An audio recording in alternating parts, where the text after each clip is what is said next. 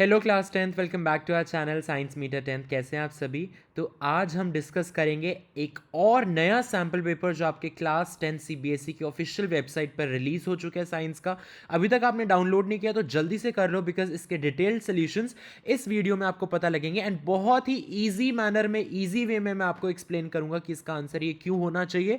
And इससे आपकी understanding बढ़ेगी, आपकी प्रैक्टिस अच्छी होगी एक्चुअल बोर्ड एग्जाम के लिए, एंड आप अच्छी तरह से तैयार हो जाओगे। लेकिन स्टार्ट करने से पहले I request you all to please like, share and subscribe to this channel for more such videos. तो चलिए शुरू करते हैं ये एडिशनल प्रैक्टिस क्वेश्चन पेपर जो कि साइंस के लिए क्लास 10th के लिए सीबीएसई ने नया रिलीज किया है, अभी अभी वेबसाइट पे आया है।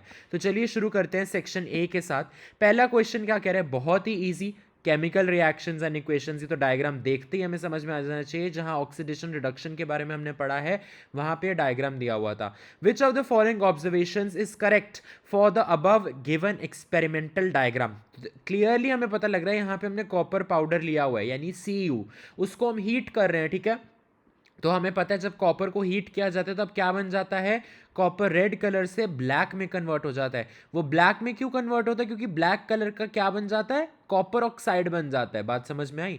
जब कॉपर को तुम हीट करते हो तो कॉपर की हो जाती है ऑक्सीडेशन। ऑक्सीडेशन क्यों कह रहा हूं? ऑक्सीडेशन का मतलब क्या होता है? Addition of oxygen.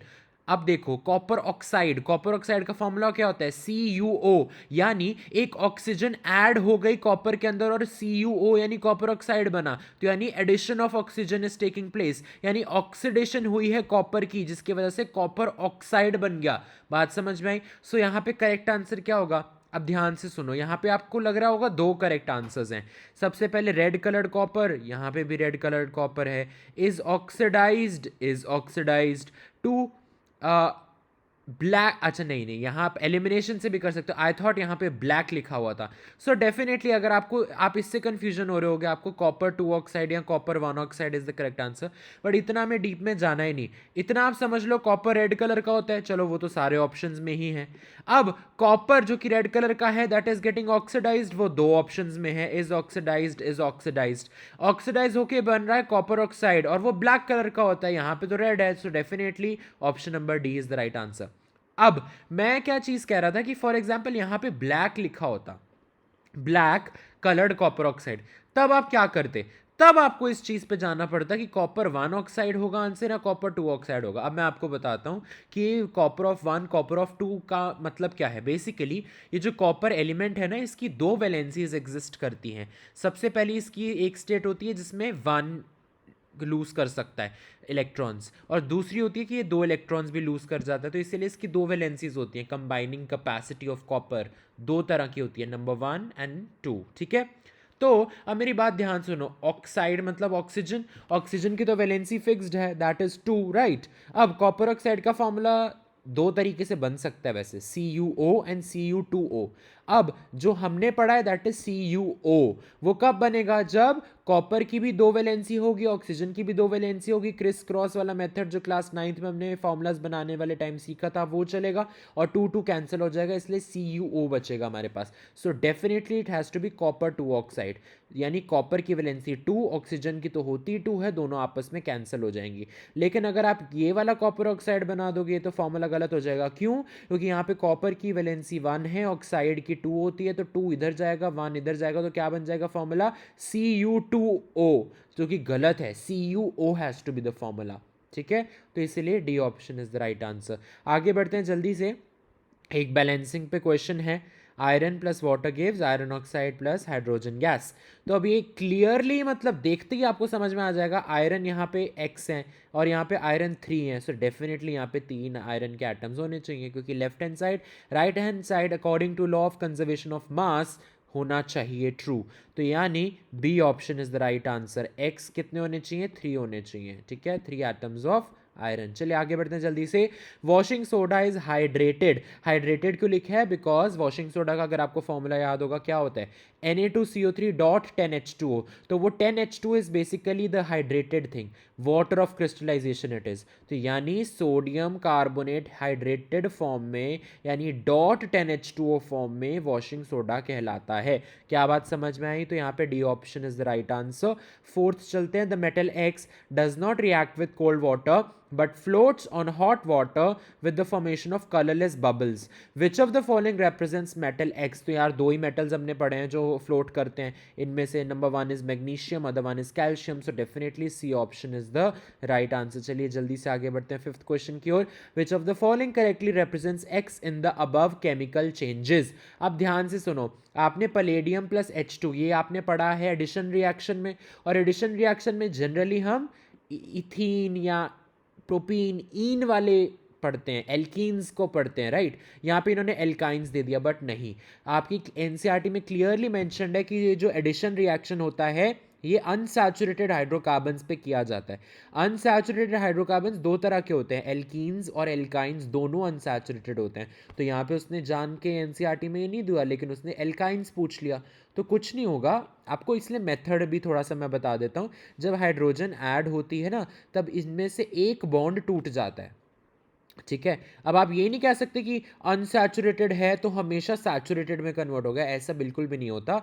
This will get converted into alkenes, this is alkyne ना, it will get converted, this is ethyne, it will get converted to ethene. अब मैं ऐसा क्यों कह रहा हूँ? क्योंकि एक पेयर ऑफ इलेक्ट्रॉन टूटेगा हाइड्रोजन के ऐड करने से। हाँ, आप इसमें अगर एक बारी और पलेडियम और हाइड्रोजन डालते तब वो एल्कीन से एल्केन बन जाता, यानी इथीन से इथेन बन जाता, लेकिन फिलहाल इथाइन से वो इथीन बनेगा। यार आप इधर से भी इसको क्रॉस वेरीफाई कर सकते हो, आपने पढ़ा हुआ है कि जब हमारे पास इथेनॉल होता है तो हॉट कंसिडर्ड H2SO4 की प्रेजेंस में it gets converted to ethene, ठीक है। So B option is the right answer. चलिए आगे बढ़ते हैं जल्दी से। Which of the following structures correctly represent the electron dot structure of a nitrogen molecule? Electron dot structure बनता कैसे है? सबसे पहले आपको वैलेंस इलेक्ट्रॉन्स जानने बहुत ज़्यादा ज़रूरी होते हैं कि नहीं? चलिए अब जल्दी से मुझे बता दो, नाइट्रोजन का एटॉमिक नंबर क्या होता है?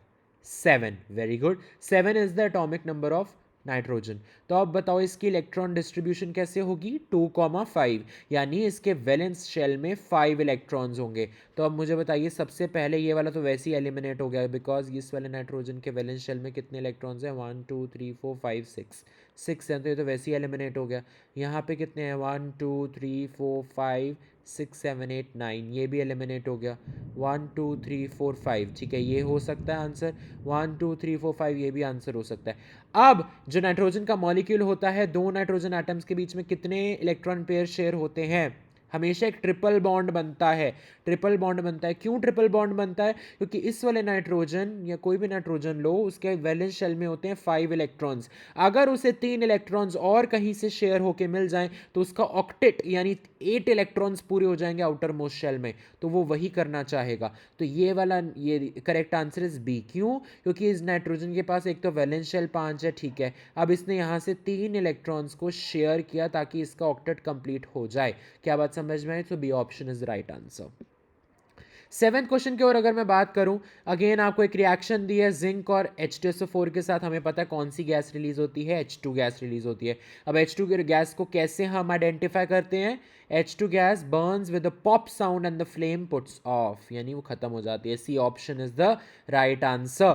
हाँ, ये लाइम वाटर टर्न्स मिल्की वाले में कौन सी गैस होती है? CO2 गैस होती है, ठीक है। And puts of a burning matchstick में भी CO2 गैस होती है। फिलहाल यहाँ पे तो गैस X इज H2, तो H2 का आइडेंटिफिकेशन टेस्ट इज दिस। चलिए eighth question, gastric juice is secreted by gastric glands and contains hydrochloric acid, mucus and pepsin.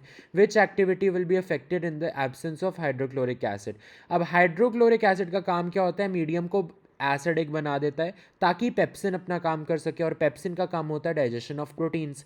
तो यदि हाइड्रोक्लोरिक एसिड नहीं रिलीज होगा, मतलब होएगा नहीं गैस्ट्रिक जूस के अंदर, सो डेफिनेटली मीडियम एसिडिक नहीं बनेगा। मीडियम एसिडिक नहीं बनेगा तो पेप्सिन अपना काम नहीं करेगा, पेप्सिन अपना काम नहीं करेगा तो डाइजेशन ऑफ प्रोटीन्स नहीं होगा, ठीक है।